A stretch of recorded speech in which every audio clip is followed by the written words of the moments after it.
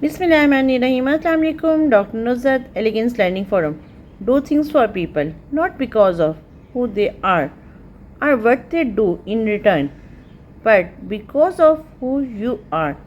मैं बहुत अरसे से इस टॉपिक पे बात करना चाहती थी, बट मैं कोई ऐसी चीज़ फाइंड कर रही थी कि जिसका स्टार्ट मैं इस चीज़ से करूँ कि लाजमी नहीं आप लोगों के लिए करें तो वो आपको रिटर्न करें। मैं इसके एग्जांपल्स के साथ बात करती हूँ कि जब हम कहीं सपोज लाइक अगर हम किसी सैलून में जाते हैं और उन बच्चियों से अगर हम किसी सैलून में जाते हैं, नॉर्मली स्पा, मेकअप और हेयर, ये 3-4 पोर्शंस होते हैं। अगर हम वहाँ जाते हैं और डिफरेंट एक ही बच्ची हमारा कोई 6-7-8 साल 8 ईयर से काम कर रही हो तो डेफिनेटली एक एसोसिएशन डेवलप हो जाती है। और सपोज अगर आप सडनली सुने कि उस बच्ची के साथ कोई प्रॉब्लम हो गया या उसके साथ कुछ हो गया, तो डेफिनेटली यू फील अबाउट कि आप शायद उसकी कोई बात कभी उससे पूछ लेते हैं कि बेटा आप ठीक हैं, आपकी फैमिली ठीक है, आपके घर में सब खैरियत है। बहुत छोटी छोटी बातें हैं बट बहुत मीनिंगफुल है।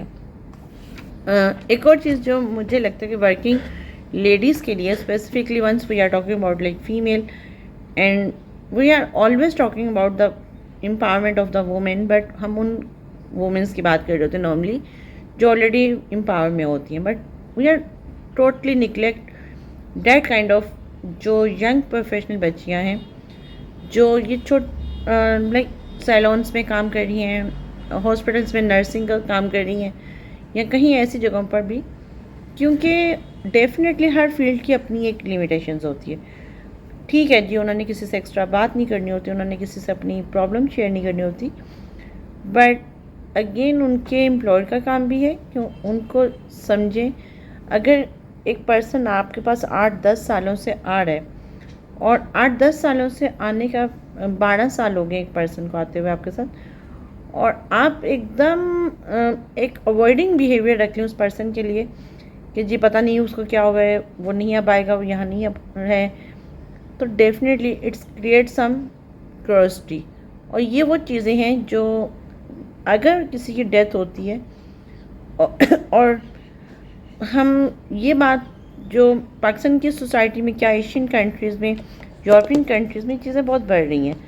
हम अच्छे भले एक इंसान को ना, जो अच्छा भला बहुत स्ट्रॉन्ग बंदा हो और बहुत अच्छा, हम लेबल लगा देते हैं कि जिसने सुसाइड किया। First one, being professional, being HR person, I am not agree with this point, either male और female, whatever kind of gender. अगर वो स्ट्रॉन्ग है बिहेवियर में, एटीट्यूड में, और उस पर्सन को ये पता है कि उसने अपनी ज़िंदगी में कभी हार नहीं मानी, किसी काम से वो घबराया नहीं है, तो उस पर्सन के लिए हम ये अवॉइडिंग बिहेवियर, हम ये ब्लेमिंग वर्ड्स कि उसने सुसाइड कर लिया, इट्स वेरी शेमफुल। जब अगर एक और चीज़ आती है, हम जब कहते हैं ना कि किसी के ऊपर तोहमत लगाना, किसी के ऊपर इल्ज़ाम लगाना, ये बहुत बड़ा गुनाह है।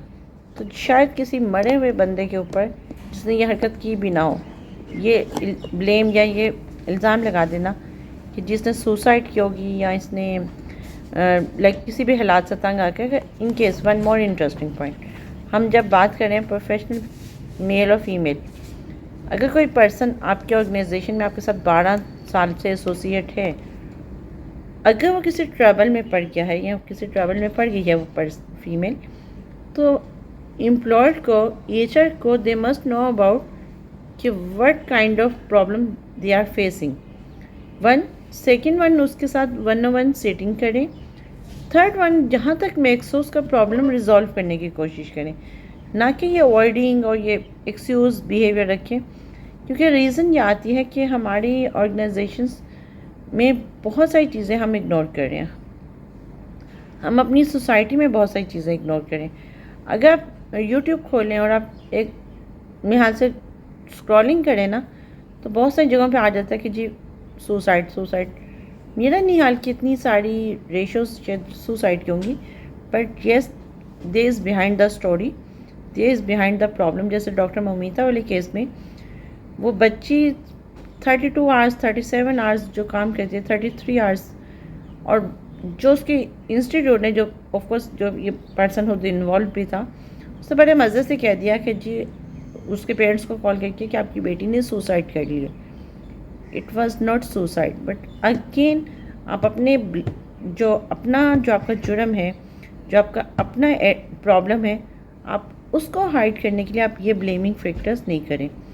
अगेन आपके ऑर्गेनाइजेशंस में जो बहुत सारे आपके कोलीग्स होते हैं, आपको अगर कहीं फ़ील होता है कि आप उनके लिए कुछ ज़िंदगी में कर सकते हैं, उनकी लाइफ में कोई होप, कोई शमा रोशन कर सकती हैं, तो डेफिनेटली आपको उसको एड्रेस करना चाहिए। एक ज़िंदगी को बचाना पूरी इंसानियत को बचाना है। जाते जाते फिर एक छोटी सी यही बात करूँगी कि प्लीज़ अगर आपके सराउंडिंग में कोई ऐसी बच्ची है जो काम कर रही है, मुसलसल काम कर रही है, अच्छा एक और यहाँ पे मैं बात ज़रूर हाईलाइट करूँगी। ऐसे भी मैंने सोसाइटी में जो लोग केस बताते हैं, जो अपनी स्टोरीज डिस्कस करते हैं कि एक पर्सन 12 साल से काम कर रहा है, कभी उसके अपने सराउंडिंग में अपने कोलीग से कभी लड़ाई नहीं हुई, और सडनली उसकी जो ऑर्गेनाइजेशन है, जो उसकी कंपनी है, वो ऐसे जैसे उसको जानती ही नहीं, डिसऑन कर दे। और डिसऑन इन द सेंस कि ज़िंदा है या नहीं है ये भी नहीं बताना, डेथ हो गई ये भी नहीं प्रॉपर बात करनी।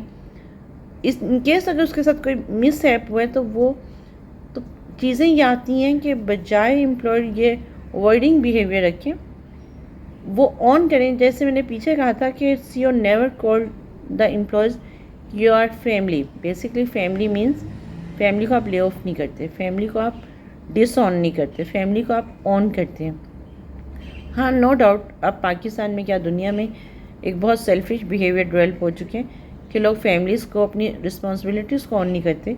तो शायद तभी ही ऑर्गेनाइजेशंस के भी इतने हालात पैथेटिक होते जा रहे हैं कि we are avoiding the behaviour कि ओके फाइन, कि ठीक है एक बंदा 12 साल से काम करता तो कौन सा एहसान कर रहा था, बट आप उस चीज़ के भी आगे जवाबदेह हैं।